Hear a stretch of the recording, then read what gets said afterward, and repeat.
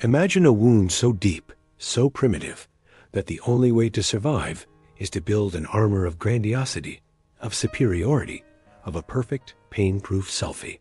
But what happens when the armor fuses with the skin?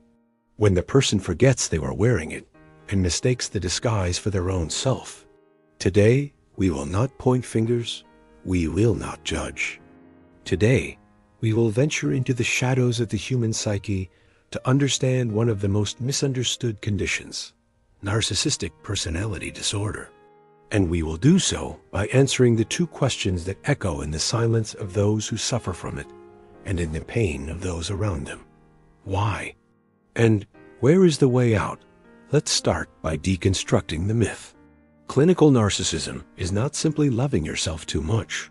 It is, in fact, the opposite. It is a love directed at a false image, artificially inflated to protect a deeply fragile self-esteem. Think of a giant, shiny balloon. On the outside, imposing, it takes up all the space, demands that everyone look at it. But on the inside, there is only air, a void that constantly fears one enemy, a pin. A criticism, a failure, simple indifference is that pin that can deflate the entire facade in an instant. Individuals with this disorder have an unreasonable sense of superiority. They need and constantly seek excessive admiration and expect special treatment simply for existing. They may make their achievements and talents seem more important than they are, living in a world of fantasies about unlimited success, power, and beauty.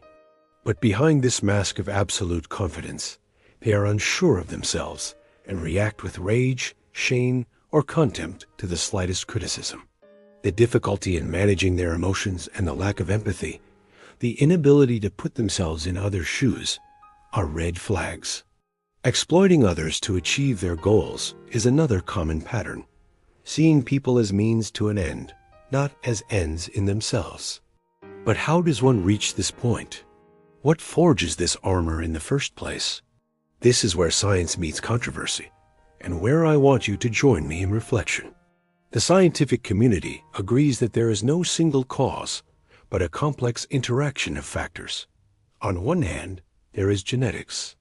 Some personality traits, a certain biological predisposition to react intensely to criticism, can be inherited. It is the raw material we are born with. Then there is neurobiology, the connection between the brain, behavior, and thought. Studies suggest there may be differences in the brain areas related to empathy and emotional regulation. But the great debate, the controversial element that divides opinions, and that I want to present to you today, lies in the environment, specifically in upbringing.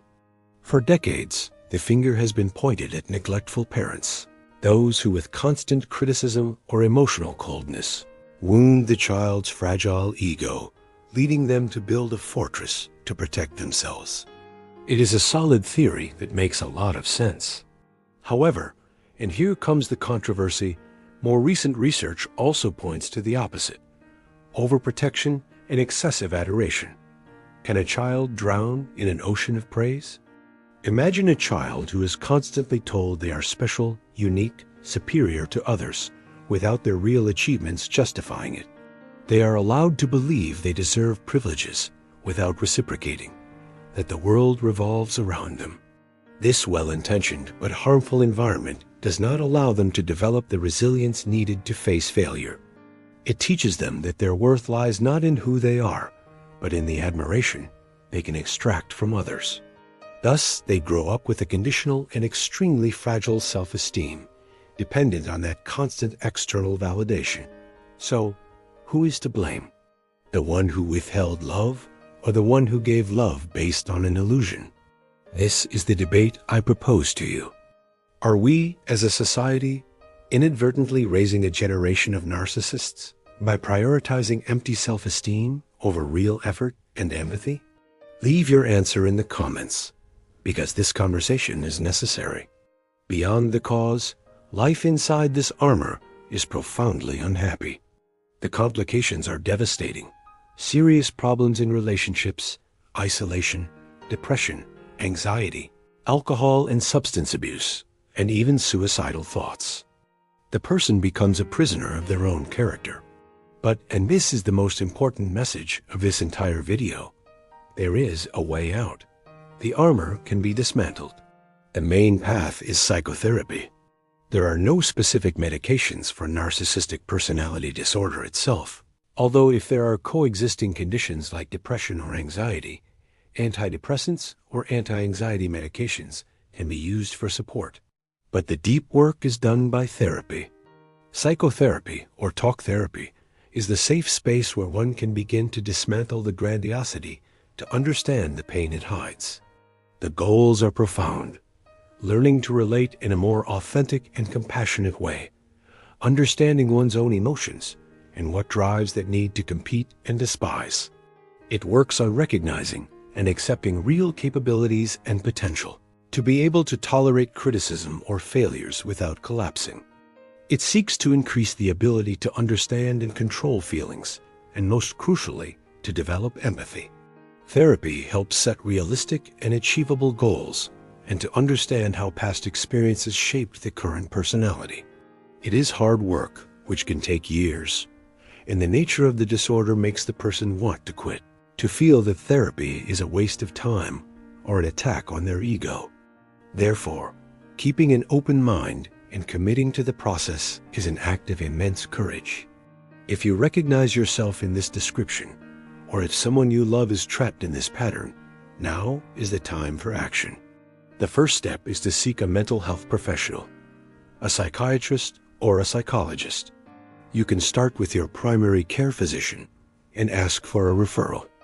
Organizations like the National Alliance on Mental Illness, NAMI, offer helplines and valuable resources to find support. Seeking treatment is not a sign of weakness. It is the first and bravest step towards a life where you do and need armor to feel whole, towards genuine relationships where you can give and receive love unconditionally. To all of you who have come this far on this 4-hour journey, thank you for wanting to understand, for opening your minds. If this video resonated with you, if you think it can help someone see a light, please don't hesitate to like it, share it, and subscribe for more content like this. The conversation doesn't end here. Tell me in the comments, do you think society fosters narcissism? Have you had to face this reality in your own life? Your story can be a beacon for someone else. And if you have a topic you want us to explore in depth, suggest it. Together, we can unravel the mysteries of the human mind.